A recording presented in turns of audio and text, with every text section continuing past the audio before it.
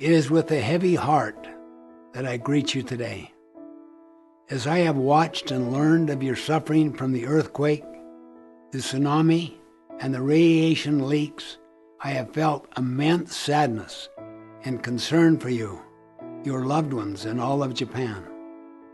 Many of you have lost loved ones or know of others who have lost their loved ones, especially in the areas of Tohoku and Kanto. You are enduring painful loss and hardships. I know this hurts you deep into your soul. You are in my prayers, and I offer my most heartfelt condolences to you and your communities. This is the time of mourning, healing, and rebuilding. This will take time. It will take strength, courage, and endurance. It will take love, compassion, prayers, and service one to another. You are already doing this, and I so admire your courageous acts.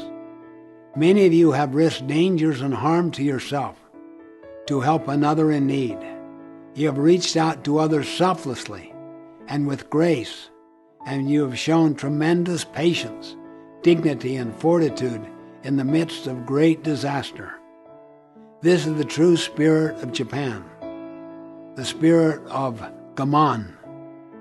It is this spirit that inspires me and the rest of the world. I have watched you on the news and marveled at your dignified way of responding to this disaster. I see people patiently lining up to get news of their loved ones and comforting those who got devastating news of loved ones who perished. I hear stories of people sharing food and water with others without a sense of panic or chaos. There has been no violence, no widespread looting, and no anger, just a quiet and all-powerful force to do what you can to improve your condition and to help lift others from their painful burdens. I heard of a story of a nurse who felt so tormented when she couldn't save all of her patients in the hospital where she worked. She lost her home, a loved one, and was given some clothing to have as her only possession. Despite her own personal trauma, she has dedicated herself to working as a makeshift clinic to care for the injured. She says this is how she can honor the patients she wasn't able to save at the hospital. As she serves others at the clinic, she has a sense of serene compassion for those she is helping. She is truly a great symbol of the Japanese spirit of community, love, and hope. The world has also watched and marveled at the workers at the Fukushima nuclear plant as they continue to risk their lives to prevent calamity for their fellow countrymen and women. I am so inspired by these great and heroic servants.